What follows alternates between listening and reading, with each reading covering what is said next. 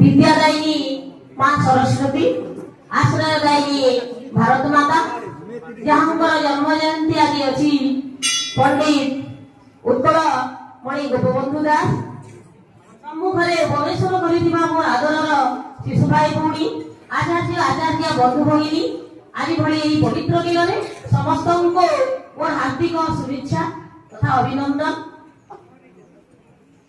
ओडिया जातिर सर्वांगीन उन्नति निमंते जो केते जन युगजन्मा महापुरुष निज जीवन को संपूर्ण भाव समर्पित करथिले, तन्मध्यरु उत्कलमणि गोपबंधु दास हेउछंती अन्यतम।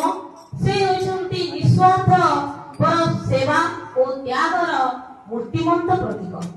ओडिया जातिर प्रतिटी हृदय जीए जाड़ी देथिले देशप्रीति, भाषा प्रीति एवं स्वदेश ओडिया भाषा प्रति समस्त हृदय से भरी देथिले अपूर्व उत्साह।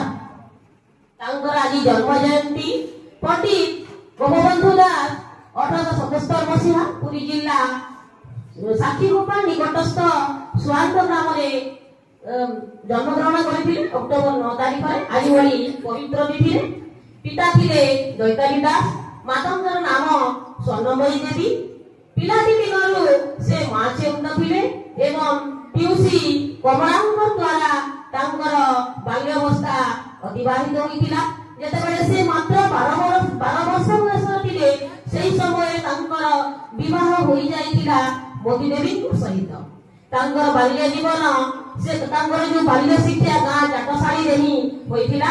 आ 1892 मसीहा रे से पुरी जिला स्कूल रे दशम मैट्रिकुलेशन तांकर शेष होइतिला एवं परवर्ती समय रे कटकर रेवेन्सा महाविद्यालय रे से बीए पास करथिले एवं कलिकता जाई से लॉ पास करथिले, लॉ पढिथिले। 1893 मसीहा कथा एटा। 1906 मसीहा रे से पुणी थरे ओडिसा को प्रत्यावर्तन करी तांकर सेवा कार्य रे मनोनिवेश करथिले। पंडित उत्कलमणि गोपबंधु दास एकाधार रे थिले आम ओडिसार नव जागरणर कर्णधार, ओडिया जातिर प्राण प्रतिष्ठाता थिले उत्कलमणि गोपबंधु दास। जेतेबेले से पिला थिले पिलाटी दिनरु ही तांकर गुरु जे कि मुक्तिया रामचंद्र तांकर प्रेरणा रे से उत्साहित हुई सेवा कार्य रे निजर मनोयोग करिथिले। निस्वार्थपर सेवा आ त्याग थिला तांकर जीवनर आदर्श। से परवर्ती समय रे पुरी सेवा समिति गठन करी सेठारे हईजा बन्या बात्या रे प्रपीड़ित दुर्गत लोकमानकर सेवा कार्य करिथिले। ता सहित परिवेश परिच्छन्नता सम संस्कार आदि विभिन्न सेवा कार्य से मनोनिवेश करिथिले। परवर्ती समय रे से जेतेबेले कटक रे थिले कर्तव्य बोधिनी बोली गोटे सेवा समिति गठन करिथिले, जोडा कि ओडिया जातिर उन्नति निमंते से विशेष भाव रे कार्य करिथिले। 1909 मसीहा रे सत्यवादी महाविद्यालय से प्रतिष्ठा करिथिले, जोडा कि पंचसखा युग से पंचसखा मानंकर भितरे असंती आचार्य हरिहर, पंडित नीलकंठ दास, पंडित गोदावरीश एवं कृपा सिंधु मिश्र आ गोपबंधु दास एमानंकर एई पंचसखा मानंकर त्याग एवं साहस तांकर सेवा बଳରେ सेठारे केवल छात्र निर्माण होई नथिला, छात्र उत्तम चरित्र गठनर सेवारे छात्र मानंको उद्बुद्ध कराउथिले। सेही छात्र माने किपरि सेवा कार्य रे नियोजित हेबे, छात्र माने किपरि उत्तम चरित्र निर्माण रे सेवाने आग्रही हेबे, सेही भଳି छात्र सेमाने निर्माण करुथिले। पंडित गोपबंधु दास एकाधार रे थिले जणे साहित्यिक आदर्श शिक्षक, मानव सेवा ही नर सेवा मानव सेवा ही भगवान सेवा बोली सबुबेले सेवा कार्य से सबुबेले ब्रती गिरिथिले। तांकर जीवनर मूल लक्ष्य है सेवा। जेतेबेले थरे होइया प्रपीड़ित होइतिला, बन्या बात्या बरुडी होइया, जेतेबेले भी जो समय रे दुर्गत मानंकर जेतेबेले दुख देखिले से सही पारंती नाही।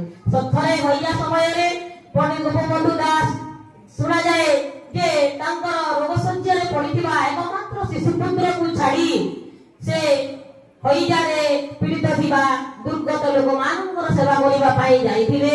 ପରବର୍ତ୍ତୀ ସମୟରେ ଯେତେବେଳେ ପଣ୍ଡିତ ଗୋପବନ୍ଧୁ ଦାସ ଘରକୁ ପ୍ରତ୍ୟାବର୍ତ୍ତନ କରନ୍ତି, ଦେଖନ୍ତି ସେତେବେଳେ ନିଜର ଅତି ପ୍ରିୟ ପୁତ୍ର ପରପାରିକୁ ଚାଲି ଯାଇଛି।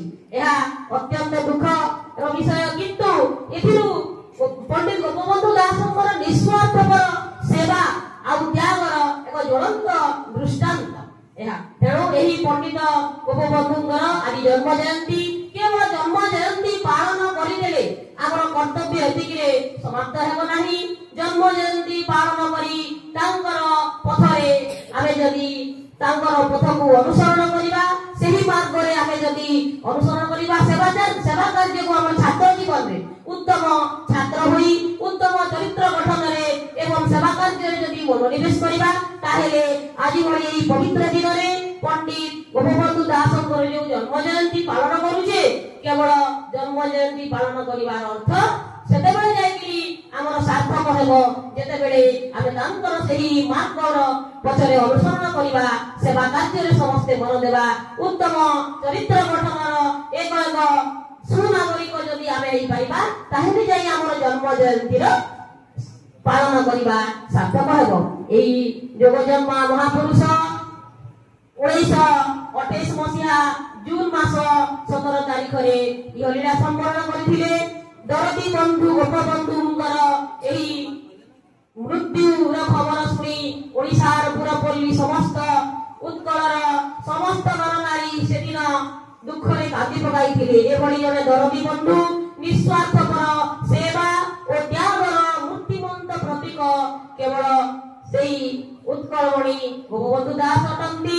ତାଙ୍କର କିଛି ପଂକ୍ତି ଉଦ୍ଧାର କରୁଛି।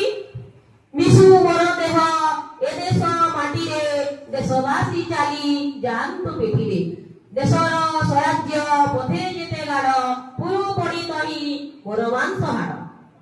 ଆଉ ମଧ୍ୟ ସେ ଲେଖିଛନ୍ତି ଯେ ସେ ଥିଲେ କର୍ମବୀର, ସେ କର୍ମ ହିଁ ଜୀବନର ମାନଦଣ୍ଡ ବୋଲି କହୁଥିଲେ। ତେଣୁ ସବୁବେଳେ କର୍ମକୁ ସେ ମଣିଷ ମାନବ ଜୀବନ ନୁହଁ କେବଳ ବର୍ଷ ମାସ ଦିନ ଦଣ୍ଡ, କର୍ମେ ଯିଏ ନର କର୍ମ ଏକାଧାର ଜୀବନର ମାନଦଣ୍ଡ। ତେଣୁ ଏଭଳି ଜଣେ ଯୋଗଜନ୍ମା ଯୋଗ ପୁରୁଷଙ୍କର ଯୋଉ ଆମେ ଆଜି ଜନ୍ମ ଜୟନ୍ତୀ ପାଳନ କରୁଛେ, ତାକୁ ଯଦି ଆମେ କାର୍ଯ୍ୟରେ ପରିଣତ କରିପାରିବା, ତାହେଲେ ନିଶ୍ଚିତ ଭାବରେ ଆମର ଭବିଷ୍ୟତ ଉଜ୍ଜଳମୟ ହେବ। ଏହା ହିଁ ଏତିକି ଆଜି ଭଳି ପବିତ୍ର ଦିନରେ ଏତିକି ଗୋପବନ୍ଧୁ ଦାସଙ୍କ ବିଷୟରେ ମୋର ବାଣୀ। ଏହି ଉତ୍କଳ ମାଟିର ଯୋଗ୍ୟତମ ସୁତ ଉତ୍କଳମଣି ପଣ୍ଡିତ ଗୋପବନ୍ଧୁ ଦାସଙ୍କର ଚରଣ କମଳରେ ମୋର ଭକ୍ତି ପୁଷ୍ପ ସୁମନ ଅର୍ପଣ କରି ଆଜିର ଏହି ବାଣୀକୁ ବିରାମ ଦେଉଛି। ପଣ୍ଡିତ ଉତ୍କଳମଣି ଗୋପବନ୍ଧୁ